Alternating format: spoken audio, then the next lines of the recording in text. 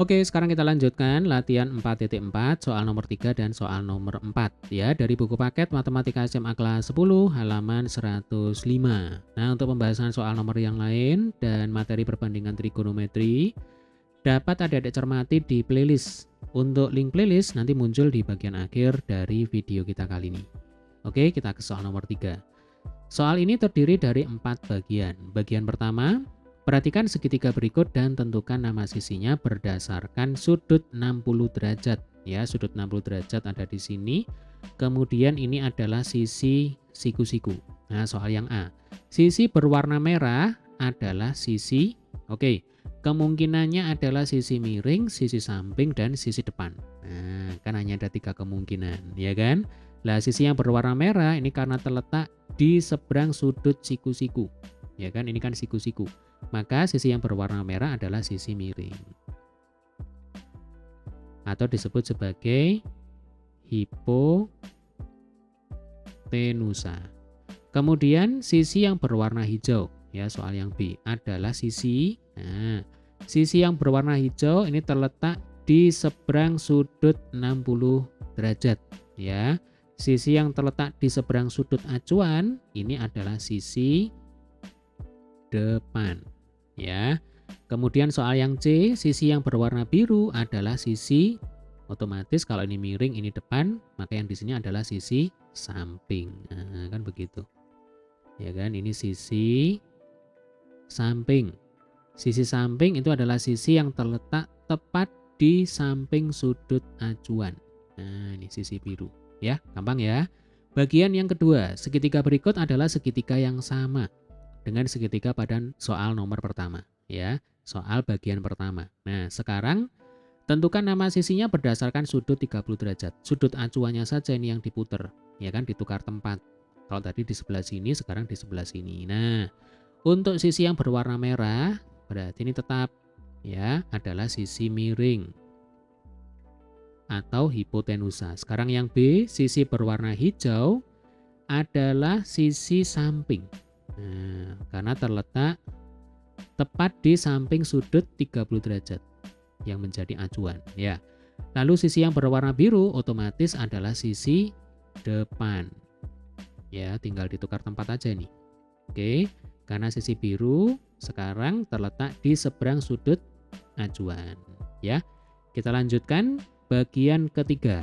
Nah, segitiga berikut adalah segitiga yang sama dengan segitiga pada soal nomor pertama dan kedua. Sekarang tentukan nama sisi berdasarkan sudut yang ditentukan, ya. Soal yang A, sisi depan dari sudut 30 derajat. Sudut 30 derajat ada di sini, ya. Berarti adalah sisi biru, ya, sisi yang berwarna biru. Nah, karena terletak di seberang sudut 30 derajat. Soal yang B, sisi depan sudut 60 derajat. Nah, yang ini, ya. Terletak di seberang sudut 60 derajat, kebetulan ini adalah sisi yang berwarna hijau. Lalu soal yang C, sisi samping sudut 30 derajat. Ya, sampingnya sudut 30 derajat. Nah, berarti ini adalah sisi yang berwarna hijau. Ya, jadi sisi yang berwarna hijau ini adalah sisi samping bagi sudut 30 derajat dan sisi depan bagi sudut 60 derajat. Bagian keempat, gunakan jawaban kalian pada soal nomor pertama untuk menyelesaikan permasalahan berikut.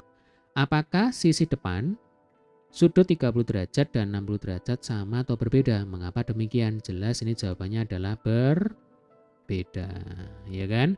Karena letak sudutnya berbeda, kan simple, ya kan? Karena letak sudutnya berbeda.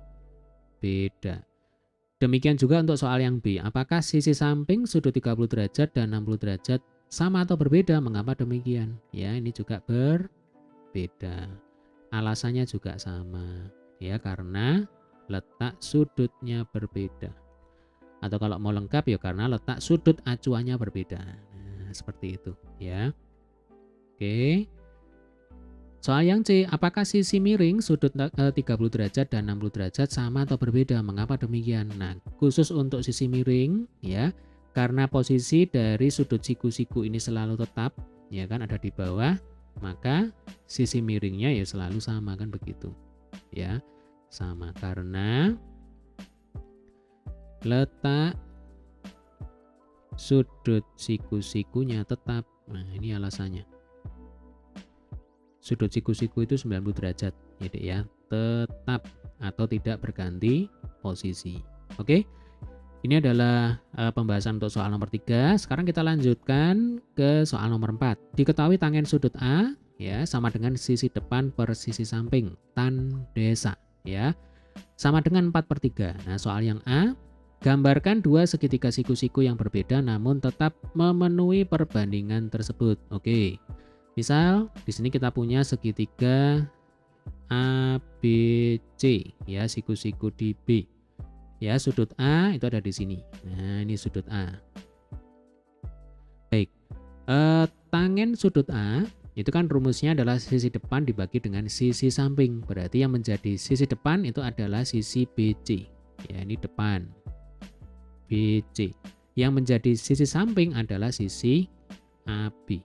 Nah, jadi di sini AB. Berarti perbandingan BC dan AB itu harus 4/3.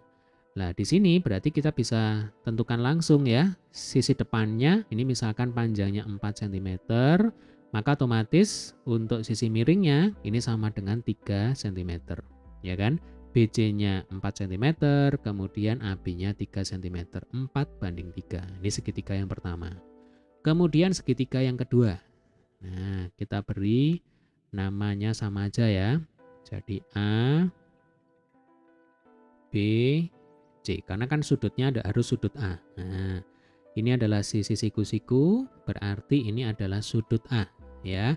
BC ini adalah sisi depan, AB adalah sisi sisi samping bagi sudut A. Ya. Kalau tadi depannya 4 cm, ya sekarang saya ganti, misalkan ini 8 cm. Nah, dari 4 ke 8 itu kan dikali 2.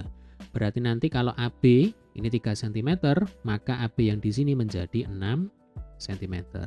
Nanti kalau adik-adik hitung 8/6 kalau disederhanakan juga akan kembali ke perbandingan semula, yaitu 4/3. Oke, sebenarnya ini kita bisa menggambar lebih dari 2 segitiga ya, karena variasi jawabannya ini akan banyak sekali. Oke, kita lanjutkan saja. Ini sepertinya nyambung dengan soal yang B. Apakah ada lebih dari 2 segitiga? Nah, ini yang memenuhi nilai perbandingan tersebut, jelaskan alasanmu. Jelas jawabannya adalah ya, ya kan? Karena walaupun ukuran segitiga berbeda atau ukuran sisi atau panjang sisi ya. Nah, ini walaupun panjang sisi segitiga berbeda selama perbandingannya tetap,